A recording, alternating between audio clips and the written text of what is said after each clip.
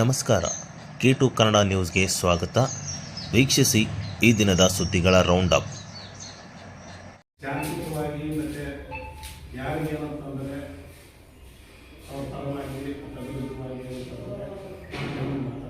ಕರ್ನಾಟಕ ಕಾರ್ಯನಿರತ ಪತ್ರಕರ್ತ ಸಂಘದ 2025-28ನೇ ಸಾಲಿನ ಚುನಾವಣೆ ಪ್ರಕ್ರಿಯೆ ಆರಂಭವಾಗಿದ್ದು, ನೀತಿ ಸಂಹಿತೆ ಜಾರಿಯಲ್ಲಿದ್ದು, ಮತದಾನದ ದಿನದಂದು ಬಾರಿಸಬೇಕಾದ ನಿಯಮಗಳ ಬಗ್ಗೆ ಚುನಾವಣೆ ಅಧಿಕಾರಿ ಮಲ್ಲಣ್ಣ ಮಾಹಿತಿ ನೀಡಿದರು. ಬುಧವಾರ 3 ಗಂಟೆಗೆ ಕರೆದಿದ್ದ ಸಭೆಯಲ್ಲಿ ಚುನಾವಣೆ ಅಧಿಕಾರಿ ಮಲ್ಲಣ್ಣ ಹಾಗೂ ಉಪ ಚುನಾವಣೆ ಅಧಿಕಾರಿ ಸುರೇಶ್ ರೆಡ್ಡಿ ಅವರು ಮತದಾನ ಪ್ರಕ್ರಿಯೆ ಮತ್ತು ನೀತಿ ಸಂಹಿತೆ ಇರುವ ಹಿನ್ನೆಲೆಯಲ್ಲಿ ನಿಯಮಗಳು ಕಟ್ಟುನಿಟ್ಟಾಗಿ ಪಾಲಿಸಿ ಶಾಂತಿಯುತ ಚುನಾವಣೆಗೆ ಅನುವು ಮಾಡಿಕೊಡಲು ಮಾಡಿದರು.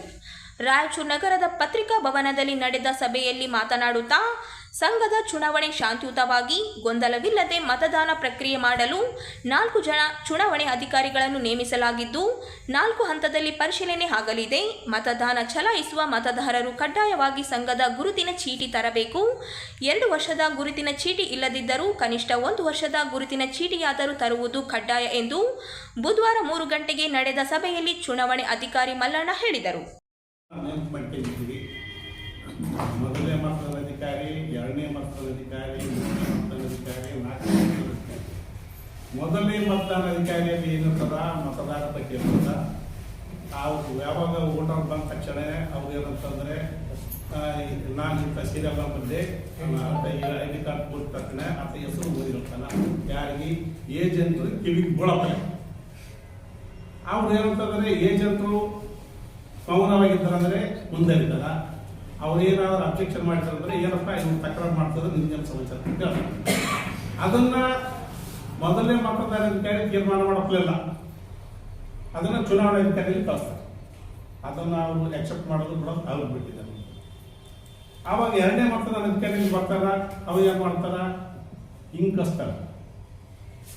ಇನ್ನು 3ನೇ ಮತದಾರ ಅಧಿಕಾರಿ ಬರ್ತಾರ. ಒಬ್ಬರು ಅಧ್ಯಕ್ಷರ ಮತದಾರ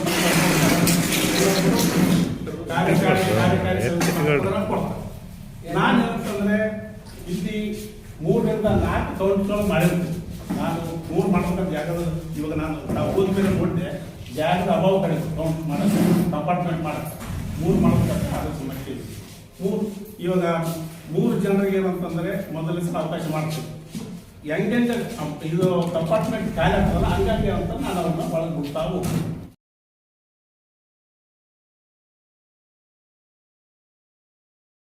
ರಾಯಚೂರಿನಿಂದ ದಿನ್ನಿ ಗ್ರಾಮಕ್ಕೆ ಹೋಗುತ್ತಿದ್ದ ಸಾರಿಗೆ ಬಸ್ ಒಂದು ಚಾಲಕನ ನಿಯಂತ್ರಣ ತಪ್ಪಿ ರಸ್ತೆ ಬದಿಗೆ ಇಳಿದ ಘಟನೆ ಜರುಗಿದೆ.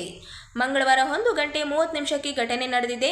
ರಾಯಚೂರಿನಿಂದ ದಿನ್ನಿ ಗ್ರಾಮಕ್ಕೆ ಹೋಗುತ್ತಿದ್ದ ಬಸ್ನಲ್ಲಿ ಸುಮಾರು 40ಕ್ಕೂ ಹೆಚ್ಚು ವಿದ್ಯಾರ್ಥಿಗಳು ಸೇರಿ ಹಲವು ಪ್ರಯಾಣಿಕರಿದ್ದರು. ಮಾಮದಾಪುರ ಗ್ರಾಮದ ಬಳಿ ತೆರಳುತ್ತಿದ್ದಾಗ ಕಿರಿದಾದ ರಸ್ತೆಯಲ್ಲಿ ಬಸ್ ಸಂಚರಿಸುತ್ತಿದ್ದಾರೆ. ಏಕಾಏಕಿ ರಸ್ತೆ ಬದಿಯಲ್ಲಿ ಕೆಸರು ಹೆಚ್ಚಿದ ಕಾರಣ ರಸ್ತೆ ಬದಿಗೆ ವಾಲಿದ ಘಟನೆ ಜರುಗಿದೆ. ಕೂಡಲೇ ಎಚ್ಚೆತ್ತ ಚಾಲಕ ಬಸ್ಸಿನ ಬ್ರೇಕ್ ಹಾಕುವ ಮೂಲಕ ಅನಾಹುತ ತಪ್ಪಿದಂತಾಗಿದೆ. ಘಟನೆಯಲ್ಲಿ ಅದೃಷ್ಟವಶಾತ್ ಯಾವುದೇ ಅಹಿತಕರ ಘಟನೆ ಜರುಗಿಲ್ಲ.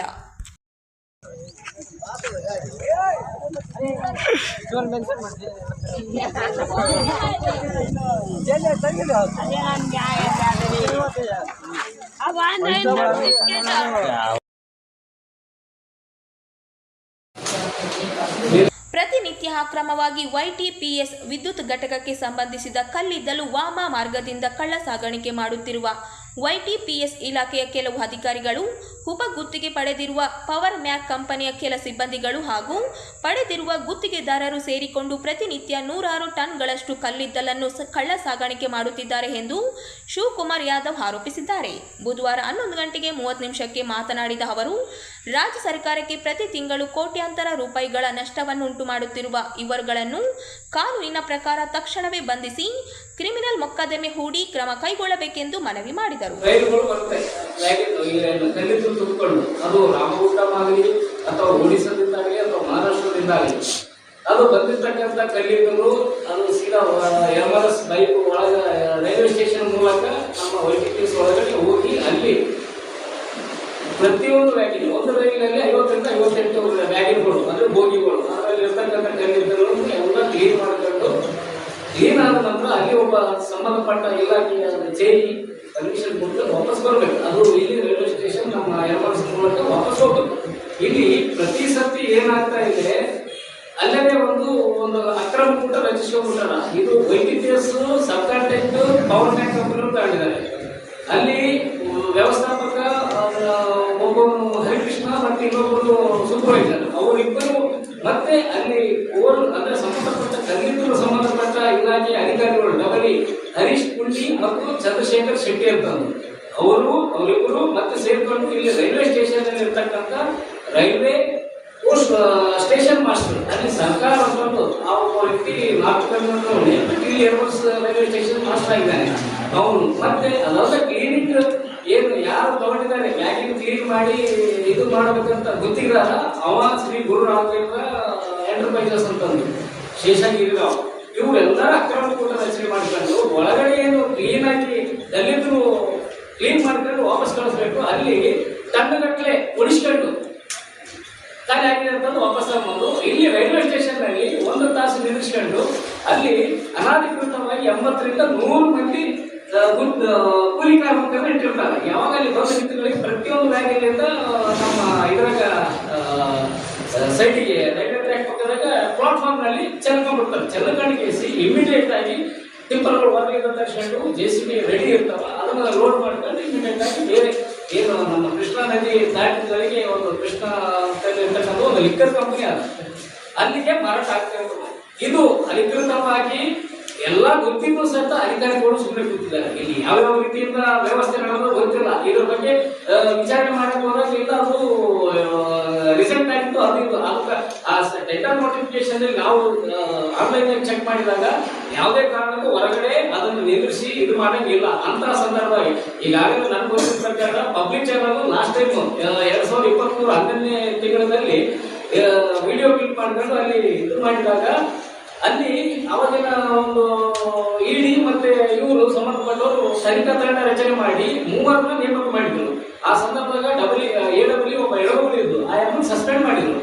ಅದಾದ ನಂತರ ಇದು ನಿರಂತರ ಅದೇ ರೀತಿಯಾಗಿ ಅಂದ್ರೆ ತಾತ್ಕಾಲಿಕ ಅವಾಗ ಪನಿಷ್ಮೆಂಟ್ ತೋರಿಸಿ ಮತ್ತೆ ಇದು ಕಳ್ಳಾಟ ಕಂಟಿನ್ಯೂ ನಡೆದ. ಸೊ ಹಾಗಾಗಿ ನಾವು 2-3 ಸರ್ತಿ ಸಂಬಂಧಪಟ್ಟವರಿಗೆ ಪೊಲೀಸ್ ಇಲಾಖೆ ಅಧಿಕಾರಿಗಳಿಗೆ ಹೇಳಿದ್ರು, ಅವ್ರು ಯಾರು ಕಿವಿಗೆ ಹಾಕಲಿಲ್ಲ. ಹಾಗಾಗಿ ಇವಾಗ ರೆಕಾರ್ಡಿಂಗ್ ಒಂದು ಸೆಂಟ್ರಲ್ ಗೌರ್ಮೆಂಟ್ ಇಂದ ಆಗುತ್ತೆ. ಅದಕ್ಕಾಗಿ ಇಲ್ಲಿ ನಮ್ಮ ಇಲ್ಲಿರ್ತಕ್ಕಂಥ ಅಧಿಕಾರಿಗಳು ಅವರಿಗೆ ಕಂಟ್ರೋಲ್ ನಲ್ಲಿ ಬರಲ್ಲ. ಹಾಗಾಗಿ ಜಿಲ್ಲಾಧಿಕಾರಿಗಳು ಅವರ ಒಂದು ಜಿಲ್ಲಾ ಆಡಳಿತ ವ್ಯವಸ್ಥೆಯಲ್ಲಿ ಯಾವುದೇ ಇಲಾಖೆ ಬಂದರೂ ಅವರು ಪ್ರತಿನಿಧಿಯಾಗಿ ಅದನ್ನ ಮೇಲಧಿಕಾರಿಗಳಿಗೆ ಮನದಟ್ಟ ಮಾಡಿ ಇಲ್ಲಿ ಆಗಿರ್ತಕ್ಕಂಥ ಆಗ್ತಿರ್ತಕ್ಕಂಥ ಪ್ರತಿಯೊಂದು ಹಂತದಲ್ಲಿ ತಡೆ ಹಿಡಿಯಲು ಮತ್ತು ತನಿಖೆಗೆ ಆಯೋಜಿಸಲು ಅವರು ಸೂಕ್ತ ವ್ಯಕ್ತಿ ಆಗಿರ್ತಾರೆ. ಹಾಗಾಗಿ ಜಿಲ್ಲಾಧಿಕಾರಿಗಳಿಗೆ ನಾವು ಮನವಿ ಪತ್ರ ಇವತ್ತು ಕೊಟ್ಟು ಕೇಸಿ ಯಾವುದೇ ಕಾರಣಕ್ಕೆ ಈ ರೈಲ್ವೆ ಇವಾಗ DRM ಇಲ್ಲಿ ನಮ್ಮ ಕಂಟ್ರೋಲ್ ಬರ್ತಾರ ರೈಲ್ವೆ ಸ್ಟೇಷನ್ ಮಾಸ್ಟರ್, ಇವಾಗ ಅವನ ಒಂದು ಟ್ರೈನ್ ಅನ್ನ ನಿಲ್ಲಿಸಬೇಕಾದ್ರೆ ಅದಕ್ಕೆ ಒಂದು ನಾಮ್ಸ್ ಕಂಡೀಷನ್ ಇದೆ. ಇವರು 1 ತಾಸು ನಿಲ್ಲಿಸ್ಕೊಂಡು ಅಲ್ಲಿ ಅನ್ಲೋಡ್ ಮಾಡ್ಕೊಂಡು ವ್ಯವಸ್ಥಿತವಾಗಿ ನವೆಂಬರ್ 8ರಂದು ರಾಯಚೂರು ನಗರದ ಗಂಜ್ ವೃತ್ತದಲ್ಲಿ ಇರುವ ಕನಕದಾಸ ಪುತ್ಥಳಿಗೆ ಮಾಲಾರ್ಪಣೆ ಮಾಡಿ ಜಯಂತಿಗೆ ಚಾಲನೆ ನೀಡಿ ವಿಜೃಂಭಣೆಯಿಂದ ಆಚರಿಸಲು ನಿರ್ಧರಿಸಲಾಗಿದೆ ಎಂದು ಸಮಿತಿಯ ಅಧ್ಯಕ್ಷ ಬಸವಂತಪ್ಪ ಹೇಳಿದರು. ಬುಧವಾರ 11 ಗಂಟೆಗೆ ಮಾತನಾಡಿದ ಅವರು, ವಿವಿಧ ಮಠಾಧೀಶರು, ಜನಪ್ರತಿನಿಧಿಗಳು, ಅಧಿಕಾರಿಗಳು, ಸಮುದಾಯದ ಮುಖಂಡರು ಕನಕದಾಸ ಪುತ್ಥಳಿಗೆ ವಿಶೇಷ ಪೂಜೆ ಸಲ್ಲಿಸಿ ಮಾಲಾರ್ಪಣೆ ಮಾಡಿ ವಿಶೇಷವಾಗಿ ಕುಂಭ ಕಳಸ, ಡೋಳು ಕುಣಿತ, ತಾಳವಾದ್ಯ, ಜನಪ್ರದ ನೃತ್ಯ ಸೇರಿ ಸಾಂಸ್ಕೃತಿಕ ಕಲಾ ತಂಡಗಳು ಭಾಗವಹಿಸಿ ನಗರದ ಪ್ರಮುಖ ಬೀದಿಗಳಲ್ಲಿ ಮೆರವಣಿಗೆ ಮೂಲಕ ಆಚರಿಸಲಾಗುವುದು ಎಂದರು.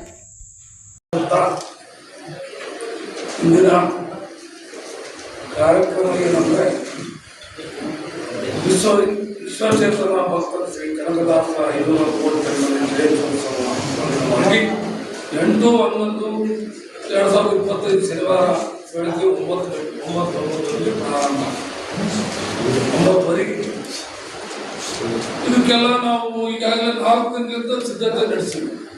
ಬಾಜಿ, ಭಜಂತ್ರ, ಡೊಳ್ಳು ಎಲ್ಲಾ ರೀತಿಯಿಂದ ಕುಂಭ ಕಳಸ ಮತ್ತು ವೇಷಧಾರಿಗಳು ಈ ಕೆಲವು 3 ಡೊಳ್ಳು ಸಮೀಪ ತರಬೇಕಂತ ಒಂದು ಇಚ್ಛೆ ಎಲ್ಲರ ಮನಸ್ಸಿನಲ್ಲಿ ಇರ್ತಕ್ಕಂಥದ್ದು. ಎಲ್ಲ ಹಳ್ಳಿಗಳಿಗೂ ನಾಳಿಂದ 2 ದಿವಸ ಪ್ರಚಾರ ಮಾಡೋದು ಸ್ಟಾರ್ಟ್ ಮಾಡ್ತದ. ಸಿಟಿಯಲ್ಲಿರೋ ಪ್ರಚಾರ ಮಾಡ್ತದ ನಾಳಿಂದ. ಏನಿಲ್ಲ, ಪ್ರತಿ ವರ್ಷ ಆಗೋಕ್ಕಿಂತ ಈ ವರ್ಷ ಹೆಚ್ಚಿಗೆ ವಿಜೃಂಭಣೆಯಿಂದ ಮಾಡ್ಬೇಕಂತ ಎಲ್ಲ ಮುಖಂಡರ ಎಲ್ಲ ಆಶೆ. ಪ್ರತಿ ವರ್ಷ ಆಗ್ತದ. ಈ ಸಲ ಸ್ವಲ್ಪ ವಿಶೇಷವಾಗಿ ಮಾಡಬೇಕಂತ ಒಂದು ನಮ್ಮೆಲ್ಲರ ಜಿಲ್ಲಾ ಕಮಿಟಿ ವಿಶೇಷವಾಗಿ ಅಂದ್ರೆ ಏನಂದ್ರೆ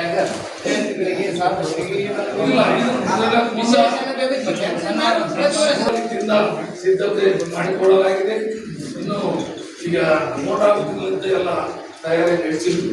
ಇನ್ನೂ ಒಂದು 2-3 ದಿವಸ ಐತೆ, ನಾಳೆ ನಾಡ್ದ ದೊಡ್ಡವರೆಗೆ ಐತೆ ನಾವು ಕೆಲಸದಿಂದ ಮಾಡೋದು. ಸ್ಥಳೀಯವಾಗಿ ಎಲ್ಲ ಮುಖಂಡರು, ಎಲ್ಲ ತಾಲೂಕು ಮುಖಂಡರು, ಸಿಟಿ ಮುಖಂಡರು, ಜಿಲ್ಲಾ ಮುಖಂಡರು ಎಲ್ಲರೂ ಸೇರಿ ಈ ಕಾರ್ಯಕ್ರಮ ಮಾಡ್ತಕ್ಕಂಥ, ಅದರಲ್ಲಿ ವಿಶೇಷವಾಗಿ ಕನಕ ಪ್ರಶಸ್ತಿ ಕೊಡಲು ಸಹ ನಿರ್ಧಾರ ಮಾಡಿದೆ. ಅದರ ಬಗ್ಗೆ ಪ್ರಶಸ್ತಿ ಕೊಡೋದ್ರ ಬಗ್ಗೆ ನಮ್ಮ ಬಿ ಬಸವರಾಜ್ ಅವರು ಹೇಳ್ತಾರ. ಯಾವಾಗಲೂ ನಮ್ಮ ಅಧ್ಯಕ್ಷರು ಹೇಳಿದಾಗೆ ಈ ಒಂದು ಕನಕ ಜಯಂತಿಯನ್ನು 530 ಅತ್ಯಂತ ವಿಜೃಂಭಣೆಯಿಂದ ಮತ್ತು ಅರ್ಥಪೂರ್ಣವಾಗಿ ಮಾಡತಕ್ಕಂಥ ಹಿನ್ನೆಲೆಯಲ್ಲಿ ನಾವು ಈಗಾಗಲೇ ಸ್ವಾಗತ ಸಮಿತಿಯನ್ನು ರಚನೆ ಮಾಡಿಕೊಂಡು ಕಳೆದ ಒಂದು 15 ದಿವಸದಿಂದ ಸಹಿತ ಈ ಒಂದು ಸಮಾಜದ ಎಲ್ಲ ಹಮ್ಮಿಕೊಂಡಿದ್ದೀವಿ. ಈ ಒಂದು ರಂಗಭೂಮಿ ಕಾರ್ಯಕ್ರಮದಲ್ಲಿ ಉಸ್ತುವಾರಿ ಜಿಲ್ಲಾ ಉಸ್ತುವಾರಿ ಮಂತ್ರಿಗಳು ಮತ್ತು ಶಾಸಕರು, ಮಂತ್ರಿ ಮಾಡಿದ MLCಗಳು ಮತ್ತು ಎಲ್ಲ ಉಪಸದಸ್ಯರು ಎಲ್ಲರನ್ನೂ ಸಹಿತ ಈ ಒಂದು ಕಾರ್ಯಕ್ರಮ ಇನ್ವೈಟ್ ಮಾಡಿದ್ವಿ. ಅದಲ್ಲದೆ ಈ ನಮ್ಮ ಒಂದು ಇನ್ನೊಂದೇನೆಂದರೆ ಮುಖ್ಯವಾಗಿ ನಮ್ಮ ಮೆರವಣಿಗೆ ಸಹಿತ ಯಾವುದೇ ಕಾರಣಕ್ಕೆ, ಯಾಕಂದರೆ ನಾವು ಭಾಳಷ್ಟು ಡೊಳ್ಳು ಇವೆಲ್ಲ ಭಜನೆ ಇರೋದ್ರಿಂದ ಲೇಟ್ ಆಗ್ತಿರ್ತದೆ. ಅದನ್ನು ಸಹಿತ ಸ್ವಲ್ಪ ಮೆರವಣಿಗೆ ಸಮಿತಿ ಮಾಡಿ ಅದನ್ನು 12 ಗಂಟೆಗೆ ವೇದಿಕೆ ಕಾರ್ಯಕ್ರಮವನ್ನು ಸಹಿತ ಇಂಪಾರ್ಟೆನ್ಸ್ ಕೊಟ್ಟು ನಾವು ಇವತ್ತು ಮಾಡ್ತಾಯಿದ್ದೀವಿ. ಅದು 100% ಮಾಡ್ತೀವಿ.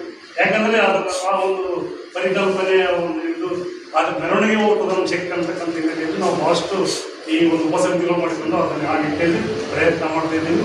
ಆ ವೇದಿಕೆ ಕಾರ್ಯಕ್ರಮದಲ್ಲಿ ಒಂದು ಉಪನ್ಯಾಸಕರಾಗಿ ಪ್ರಾಣೇಶ್ ಕುಲಕರ್ಣಿ ಅಂತೇಳಿ ದರ್ಜೆ ಕಾಲೇಜಿನ ಉಪನ್ಯಾಸಕರು ಉಪನ್ಯಾಸಕರಾಗಿರ್ತಾರೆ.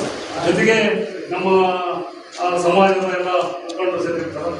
ಜೊತೆಗೆ ಜಿಲ್ಲಾಧಿಕಾರಿಗಳು ಎಲ್ಲ ಅಧಿಕಾರಿಗಳು ಸಹಿತ ಮನವಿ ಮಾಡಿಕೊಂಡಿದ್ವಿ. ಎಲ್ಲ ಇಲಾಖೆಯ ಅಧಿಕಾರಿಗಳ ಜೊತೆ ಈ ಕಾರ್ಯಕ್ರಮ ವಿಶೇಷವಾಗಿ ನಾವು ಪ್ರತಿ ವರ್ಷದಂತೆ ಈ ವರ್ಷದಿಂದ ವಿವಿಧ ಕ್ಷೇತ್ರದಲ್ಲಿರ್ತಕ್ಕಂಥ ಸಾಧಕರಿಗೆ ಸಹಿತ ನಾವು ಗುರುತಿಸಿ ಈ ವರ್ಷ ಸನ್ಮಾನ ಮಾಡ್ತಿದ್ವಿ. ನಮ್ಮದು ಕನಕರತ್ನ ಪ್ರಶಸ್ತಿ ಅಂದರೆ ಇದು ನಮ್ಮ ಸಮಾಜದವರಿಗೆ ಒಂದು ಯಾರು ಗಣ್ಯರಿರ್ತಾರಂತ ಕೊಡ್ತಕ್ಕಂಥ ವ್ಯವಸ್ಥೆ ನಮ್ಮಲ್ಲಿದೆ. ಈ ವರ್ಷ ಕನಕರತ್ನ ಪ್ರಶಸ್ತಿಯನ್ನು ಶ್ರೀ ಕರಿಯಪ್ಪ ಸಿಂಧೂರ್ ಅವರಿಗೆ ನಾವು ಈ ವರ್ಷ ಕನಕರತ್ನ ನಮ್ಮ ಕಾಲೇಜು ದತ್ತಾತ್ರೇಯ ಸ್ವಾಮಿಯವರ ಪಲ್ಲಕ್ಕಿ ಸೇವೆ ಮತ್ತು ಶ್ರೀ ಸದ್ಗುರು ನಲ್ಲನ ಸ್ವಾಮಿಯವರ 17ನೇ ಆರಾಧನಾ ವಾರ್ಷಿಕ ಮಹೋತ್ಸವ ಕಾರ್ಯಕ್ರಮ ನವೆಂಬರ್ 8ರಂದು ತಾಲೂಕಿನ ಗಂಚಳಿ ಗ್ರಾಮದಲ್ಲಿ ಅತ್ಯಂತ ವಿಜೃಂಭಣೆಯಿಂದ ನಡೆಯಲಿದೆ ಎಂದು ಮಠದ ಪೀಠಾಧಿಪತಿ ಸದ್ಗುರು ಜಿ ಭಾಸ್ಕರ ಸ್ವಾಮಿ ಅವರು ಪ್ರಕಟಣೆಯಲ್ಲಿ ತಿಳಿಸಿದ್ದಾರೆ. ನವೆಂಬರ್ 8ರಂದು ಬೆಳಗ್ಗೆ 6:30ಕ್ಕೆ ಧ್ವಜಾರೋಹಣ ಜರುಗುವುದು. ಮಹಿಳೆಯರಿಂದ ಕಳಸಾರೋಹಣ ಮತ್ತು ತಾತನವರ ಪಲ್ಲಕ್ಕಿ ಸೇವಾ ಅದ್ದೂರಿ ಮೆರವಣಿಗೆ ನಡೆಯಲಿದೆ.